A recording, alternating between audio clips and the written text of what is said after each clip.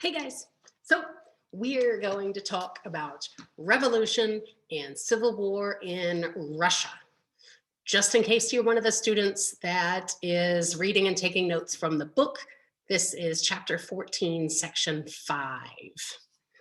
All right, so Nicholas II is the Tsar and of Russia. Tsar is like emperor in Russian, kind of like that.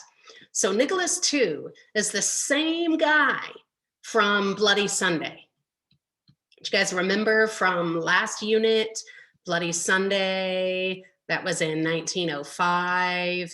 And there had been the war between Japan and Russia lost, and everybody was upset. And they had this peaceful protest where they walked to the palace, and the emperor, the Tsar, ran away, and the soldiers shot and killed people.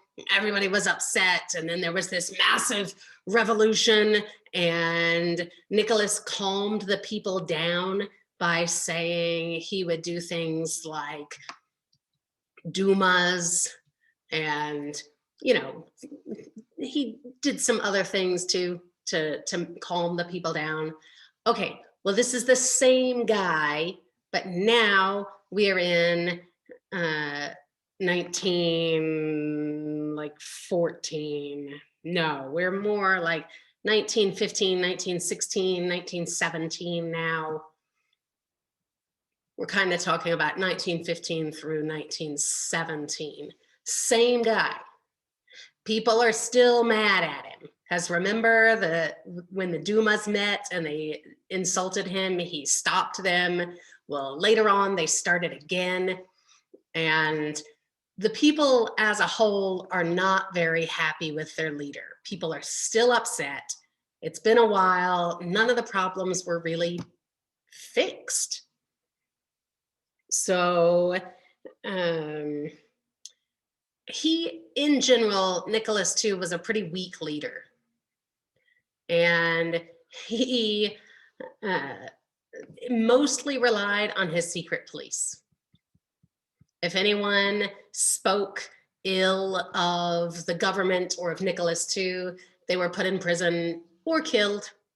And that's pretty much how he kept control. Was he used his secret police to squash down anyone that was against him. Well, at this time, there were all kinds of Marxist radicals.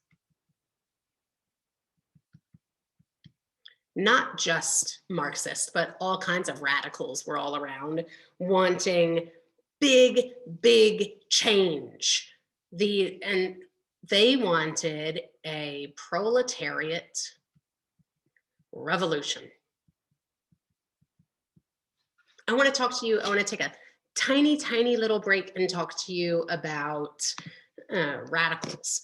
So we've got conservatives, progressives, and radicals. This is true for the year 1500. This is true for the year 1700. This is true for the year 1900. This is true for right now and all the years in between. In broad scopes, conservatives want to keep everything how it is. And if they want to change anything, they often want to change things to go back to how they were before. Progressives want to change things, but they want to change and make new things. And conservatives think things were better in the good old days. Back when Granddad was alive, things were so much better. I want to go back to that. And progressives are, no. We need to change things to make them better. Let's move forward. Let's progress. Radicals want to make huge, sweeping, wild changes, radical change. That's what a radical is. Okay, now that we've got conservatives, progressives, and radicals down, and that's for the whole world, everywhere. If you hear conservative, that's what that means. If you hear progressive, that's what it means. If you hear radical, that's what it means. Okay, so in the beginning of World War I, Russians were really, really proud. And they were saying, yeah, we're the most populous nation in Europe, and we are going to stomp our foes. It didn't work that way. The same thing happened to them in the Crimean War and the Russo-Japanese War, which is they were all excited about their war, and then they just couldn't keep up. The other countries were way more industrialized than them. They had more weapons. They had better weapons. They had better clothes. They had just, everything was more futuristic in the West. Russia was not doing very well. Millions, 2 million Russian soldiers were dead. At this time that I'm talking about right now, 2 million Russian soldiers were dead. Their clothes were not warm enough for Russian winters. There were soldiers that didn't even have guns. Soldiers on the front lines of battle with no gun. Russia was really, really not doing well in World War I. Well, Nicholas II, in this great patriotic gesture, said that he was going to go to the front and he was going to lead his soldiers. Sounds great, super patriotic. Yeah, our emperor is gonna go lead. But yeah, Nicholas II didn't actually know anything about leading a war. So it didn't work out quite so well. It was actually pretty disastrous when he went to lead. And what was even more disastrous was he left his Tsarina, his wife, was in charge of domestic things like, what was going on inside Russia. He left her in charge. Well, she had recently fallen under, I don't want to say a trap, but maybe the spell of Rasputin, who was this like medicine man. And he was a medicine man and a fortune teller. Now, I don't know what you personally think about fortune tellers, but I personally don't really think people can tell fortunes. And this guy Rasputin, the Tsarina Alexandra, her name was Alexandra, she just believed this guy Rasputin. And when it came to anything about major government decisions for what to do for Mother Russia, she went to Rasputin and asked him what he thought. And so some government leaders, fearing for the future of Russia, because this like medicine man fortune teller was controlling Alexandra and she's the one that was in charge of the country, they assassinated him on December 29th, 1916. Rasputin was assassinated. So I'm going to start a new page. In March of 1917, there were bread riots in St. Petersburg, except, and this is important to know, during World War I, they changed the name of St. Petersburg to Petrograd. So if you ever hear anyone talk about Petrograd, Petrograd is St. Petersburg. It's the exact same city. Just during World War I, they changed the name of St. Petersburg to Petrograd, so they called it Petrograd. So 1917, there were bread riots. Bread, bread, bread, bread. And the troops, the army troops, refused to fire on the protesters. Like the leaders of the army told the men with the guns to shoot on the protesters, but they refused. So if your army won't help you, then the government was helpless. Government was helpless. The Tsar abdicated. Abdicated the throne. Abdicated means to leave. He gave up his position and he took off. He said, I'm no longer the Tsar of Russia. I'm out. So with no Tsar, the government of Russia has now ceased to be. And what happened was the Dumas that had been there, they set up a provisional government. Provisional means temporary. Temporary. The Duma set up a temporary government. The word for that, the official, formal way of saying that is provisional, a provisional government. So it now is the government, but no one expects this government to stay forever. This is just like, oh, the Tsar left. We don't have anyone to rule us. So let's put in this temporary thing until we can find something better. And the provisional government continued fighting in World War I.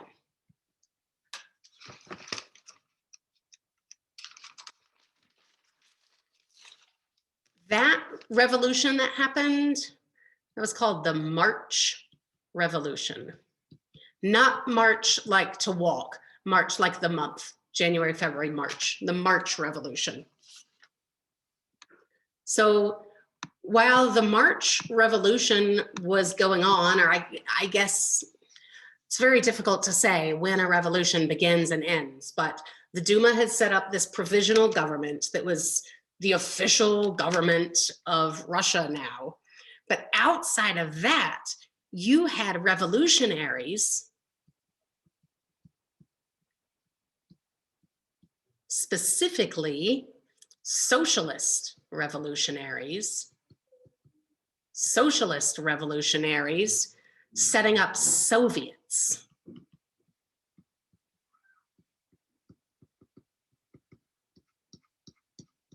Soviets. Maybe you would know why I'm underlining this so many times. So a Soviet is a council of workers and soldiers. So you had the provisional government that was the official government, but then you had socialist revolutionaries setting up Soviets, which are little councils, little leadership groups of workers and soldiers.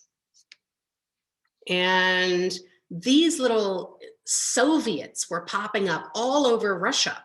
And people were trying to, make their own rules and decide how should Russia be led. Well, one group of socialist revolutionaries, there were lots and lots of them, lots of different groups of socialist revolutionaries. Lots of groups of socialist revolutionaries, but one group in particular called the Bolsheviks became really, really big and powerful.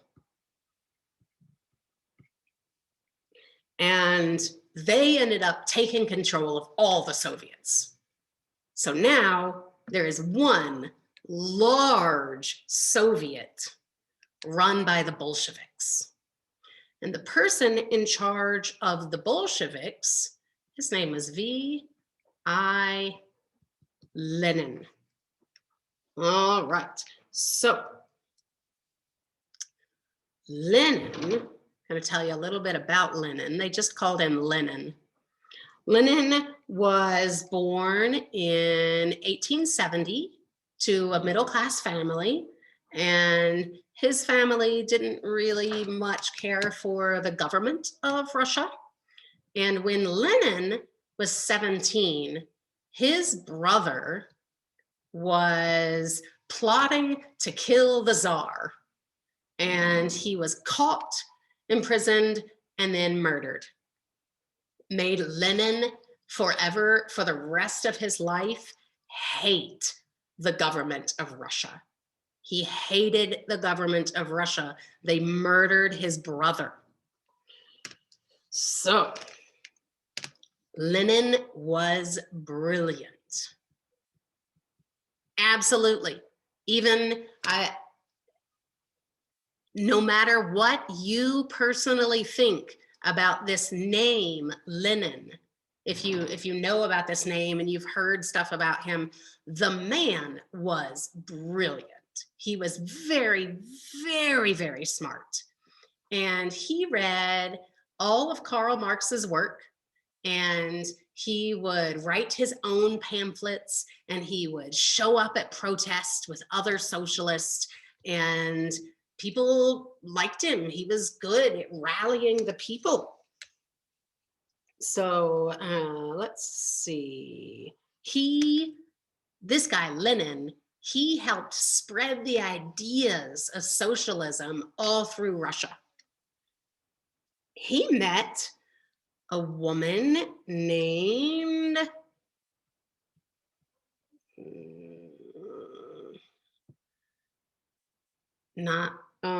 I've misspelled that somehow. ZHDA, that's a D. KRUPSKAVA. This lady, he met this lady, and they fell in love. They were both socialist fighters wanting for change. And because they were socialist, they were arrested and sent to live in Siberia for their punishment. When they were released from Siberia, they went into exile to Switzerland, because they knew if they went back to Russia, the government would be after them. So they went and they lived in Switzerland. Well, Karl Marx, I'm going to start a new page. This is really important to understand about socialism in Russia. Karl Marx, who of course was German, Marx believed that the proletariat, that's the working class, the proletariat would one day rise up spontaneously on their own and revolt. And Marx thought it was going to be worldwide. He thought worldwide, all of the workers that had been oppressed and kept in these horrible, horrible situations. He thought everyone would rise up together and there would be a massive worldwide revolution. That's what Karl Marx taught.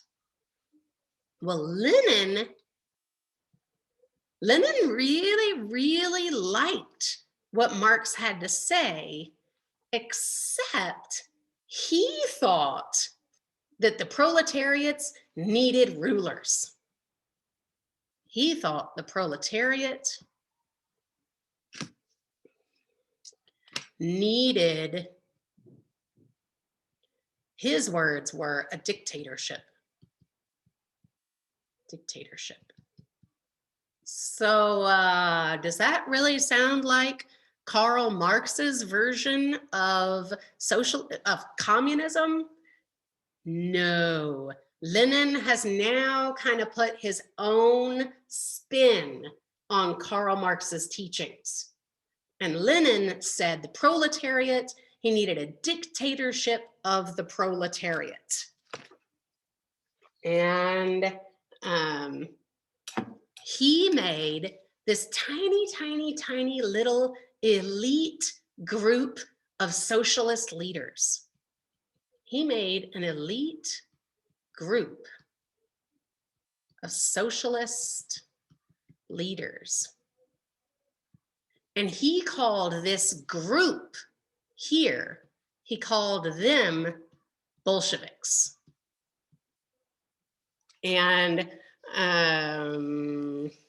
what's funny is, even though this was a tiny elite group, Bolshevik means majority.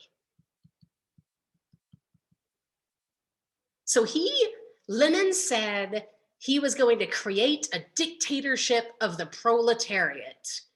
And he put together a tiny, tiny little group of his own hand-picked people to be part of that leadership and named them the Bolsheviks. Bolsheviks means majority, but they weren't a majority of anyone. They were just a small group. At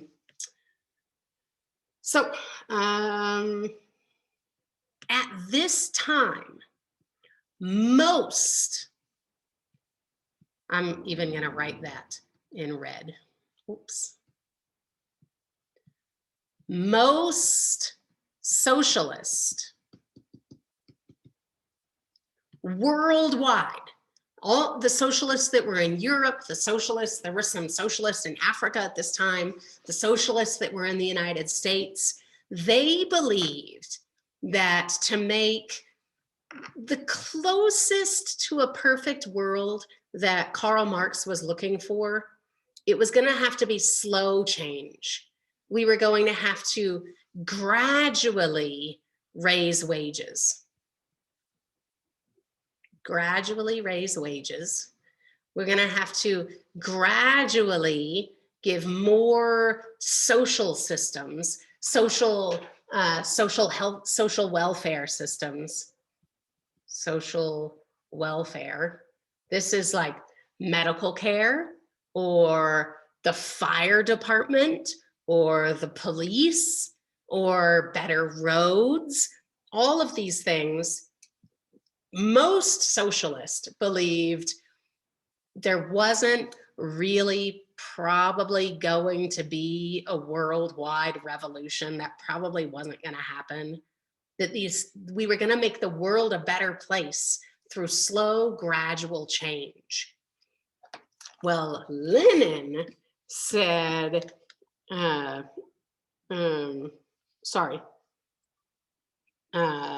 forgot to tell you, there was a Russian group called the Mensheviks.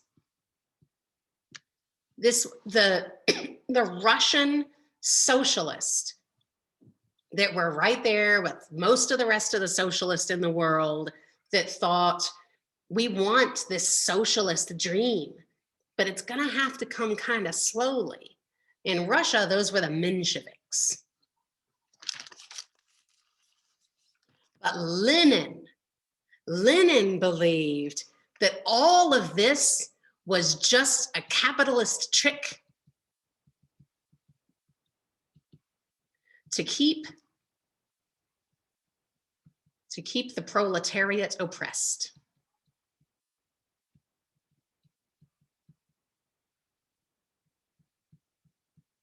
Yeah, he said all of this slow, gradual change to slowly help society. He said, no way, that's a capitalist trick to keep the proletariat oppressed. So in 1917, I don't know why I wrote 1914. In 1917, Lenin and his wife, not wife now, they're married. Lenin and his wife are still in Switzerland.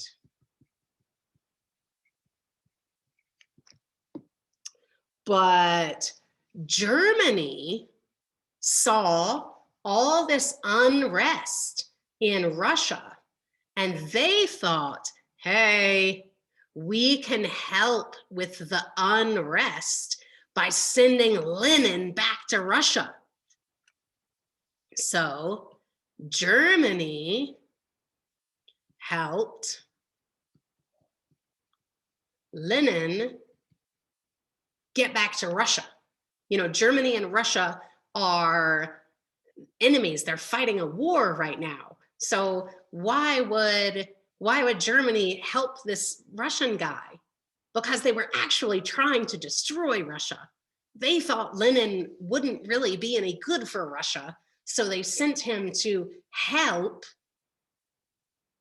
Germany end the war. So they did that. Lenin was now sent back to Russia. Now we're going to talk about the November Revolution.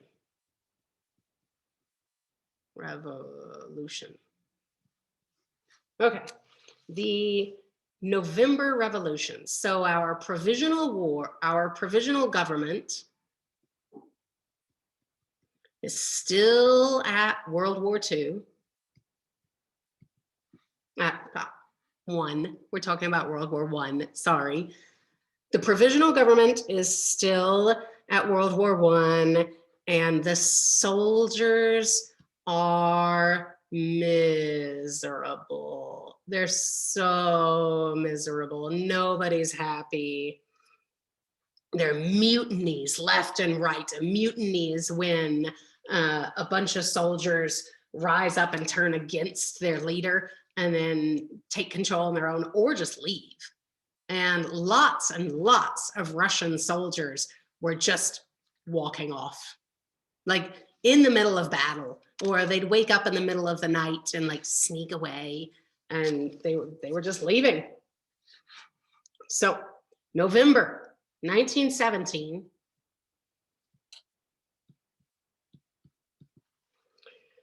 under Lenin's rule, a huge squad of Red Guards. Red Guard. These are armed factory workers with sailors that had mutinied, sailors that had left the army, and a bunch of factory workers with weapons. They attacked the provisional government and they won. So they overtook major cities and they overtook the Kremlin. The Kremlin is where the government was run from when the Tsar was in charge. And now Lenin's Red Guard has taken over the Kremlin. So now Lenin's Bolshevik Party is running the Russian government from the Kremlin. And let's see here. They occupied all kinds of government buildings all across the nation, and They said they were going to create a proletariat socialist state. And they made Bolsheviks, took away land from private owners, and they gave the land to the peasants. They took away private ownership of factories, and they said the workers own the factories now. And it was also the mines, the factories, the mines, the land, everything seemed really cool. The people were so excited at this time. They thought there had been this massive change, and now the people were going to lead their nation. They even made a new flag. Let's look at it.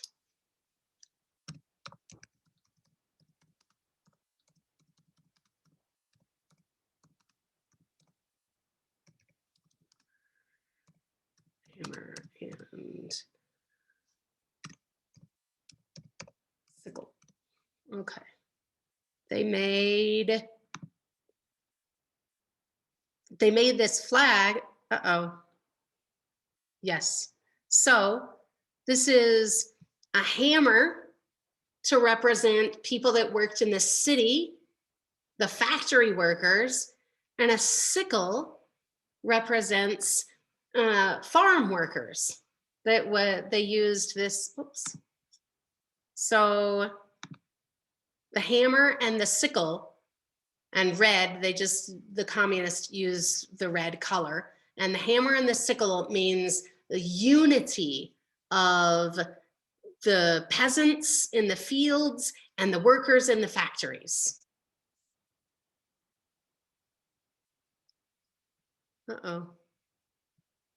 I hope you guys can still hear me, because Zoom is telling me my speaker's not working. Hopefully it is. I'm just going to keep talking. Okay, so let's see what happened. Sadly, though, it didn't really work out that way. The people were not leading themselves. Remember, Lenin said that he needed a dictatorship of the proletariat. So really what they did was they lost one leader and they got another leader. Lenin really, really led Russia as a dictator. And he said he was doing it for the people. We are a socialist party for the people. But he was a dictator of the people. And at this time, the Bolsheviks name changed, and now they were communist. They didn't call themselves Bolsheviks anymore. They called themselves communists. But one thing Lenin did do was Lenin did get Russia out of the war. Lenin, the Communist Party, ended war with Germany, and Russia was out of World War I. It didn't mean that Russia was out of war. It just meant Russia was out of world war.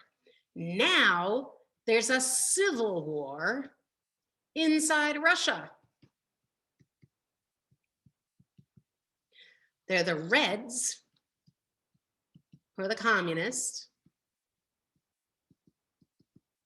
against the Whites, who were anti-revolutionaries. Anti means against. So they were against the revolution. The Whites supported the Tsar and wanted to go back to the traditional system. And the Allies, The Allies, who were still busy fighting World War I, were also sending troops and assistance to the whites to fight against the Reds. And this did not help with East-West relations. When we're talking about the West, I'm talking about Western Europe and the United States, because the United States and Great Britain and France all sent aid and support to help the whites. So it made the Reds dislike the West. And the war was brutal. This Civil War was brutal. When the whites would capture Reds, they would just murder them. It was awful. And the Reds, because they were afraid that the whites would use the ex-Tsar, Nicholas II, and his family, Nicholas II, his wife, and their 5 children. The Reds murdered them all. The Reds murdered Nicholas II, his wife, Alexandra, and their 5 children. And they did that because, the whites wanted to go back to having the czars. And so they thought they would hold them up as like this icon of, we want you back, Nicholas II, we want you. And so the Reds murdered them. It was horrible. It's a really sad time in Russian history. So that was July of 1918. So let's see. Communists used terror. Do you guys remember the French Revolution? There was a time in the French Revolution, the third part of the French Revolution, because it had all these parts. The third part of the French Revolution, the people in charge started murdering anyone that they even suspected was against the revolution. Well, just like Mrs. Gibbons says, how history repeats itself, it just goes around and around and around in loops. The Communist Party in Russia started doing that. The Communist Party started imprisoning and or murdering anyone that did not agree with the revolution. And they were brutal. You say one little bad thing about the Communist Party, you're gone. Also, they, sorry, I'm stopping for a second. The peasants in the fields were forced to deliver their food that they grew to soldiers and to people in the cities. So the peasants, no matter how much food they grew, they just stayed poor. They stayed peasants because they had to give all their food away. And the Communist Party took over control of the factories and the mines and the farms that they had given to the people. Remember when the revolution first started, they gave ownership of all those things to the people? Well, now the Communist Party has taken it from them and said, no, no, no, no, we, the Communist Party, we run these things now. There was also forced labor. The forced labor camps were called gulags. And anyone could be just grabbed off the streets and thrown into a gulag and forced to work there. So there was this guy, Trotsky. Trotsky was a good friend of Lenin's.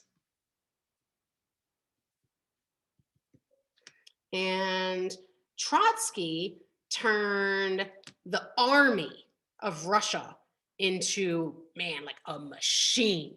He worked that thing hard, and he made commissars. A commissar was a member of the Communist Party that he put in an army unit, not to actually be a soldier, but to supervise them. He was there only to watch the soldiers and make sure they were doing a good job.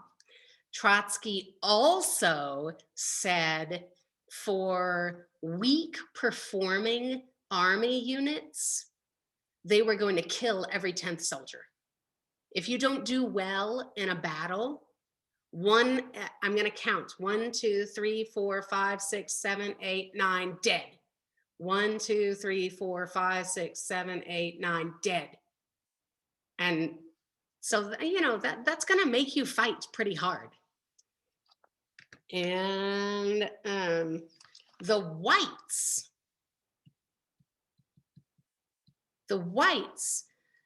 they couldn't get themselves to join together because the whites weren't really one team. The whites were the Mensheviks, the socialists that wanted the gradual change. Some of those were the whites, but there were also people that wanted the Tsar back. There were also totally other random groups that just didn't agree with Lenin. And so, but they couldn't join together because they would start fighting with themselves. Like, here are the reds, and I'm gonna have to use black because I can't do white on white. So here's a white group, and here's a white group, and here's a white group, and here's a white group, and they're all fighting against the reds. But then these two groups start fighting with each other. And then these two groups start fighting with each other, and these two groups start fighting with each other. And then the reds could overcome everyone. And that's how it happened. That's how the reds won. And in 1921, the Reds, the Communist Party, the Bolsheviks, who are now called the Communists, led by Lenin, took control of Russia. In 1922, 1921, the Reds won.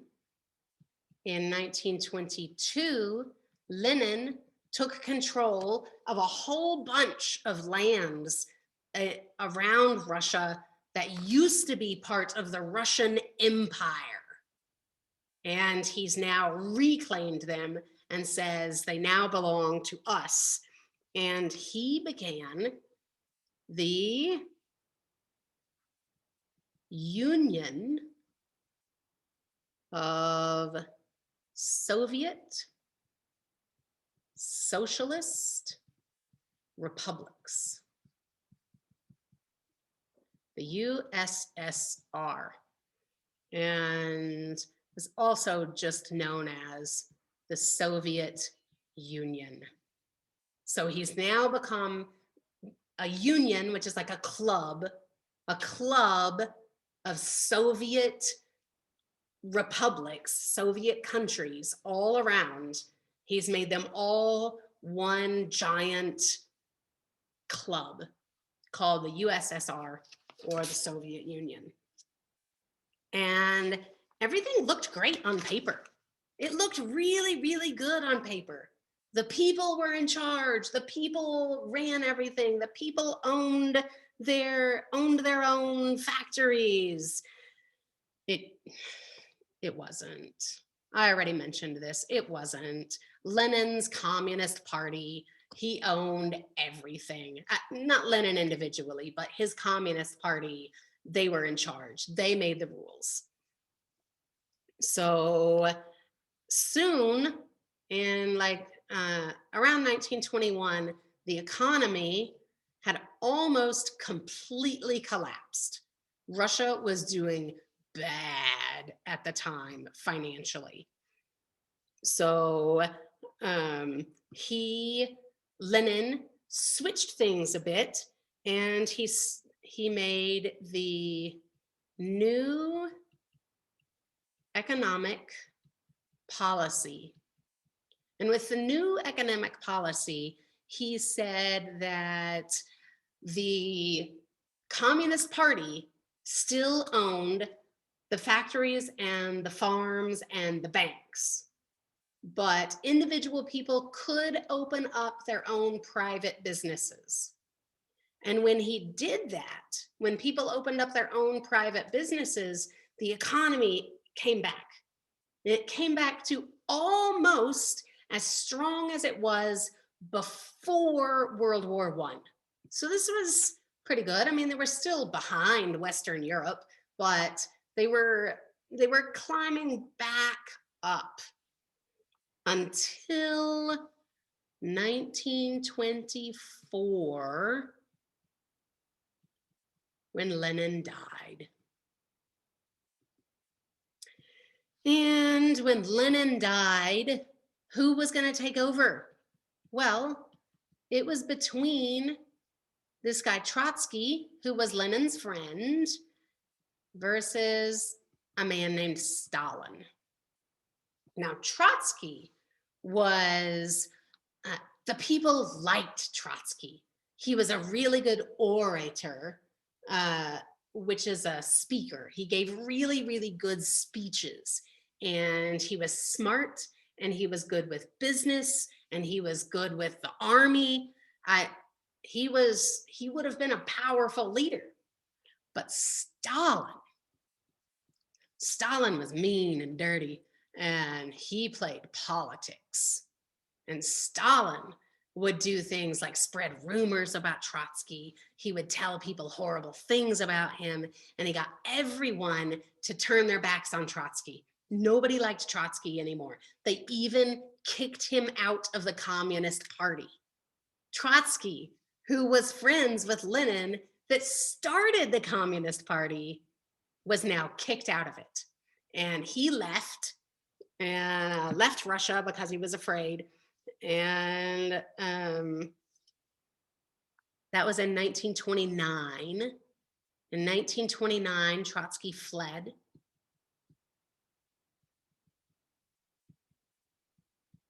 And now Stalin is in charge of the Communist Party.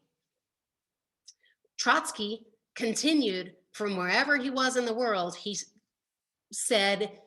constantly said, Stalin is bad, Stalin is wrong, Stalin is not the leader for Russia. You don't want him in charge. But because he was in charge, people didn't listen to Trotsky. And in 1940, Trotsky was assassinated in Mexico. He was living in Mexico at the time, and people that liked Stalin assassinated him. And there's only one more tiny little thing that I have to mention to you, and it is that, okay, one more tiny little thing, and hopefully it'll be interesting to you.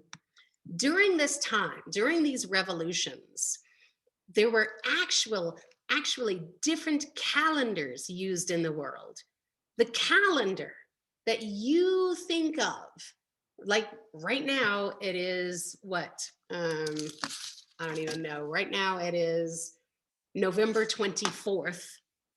Well, in the 1920s and before, the whole world didn't use just one calendar.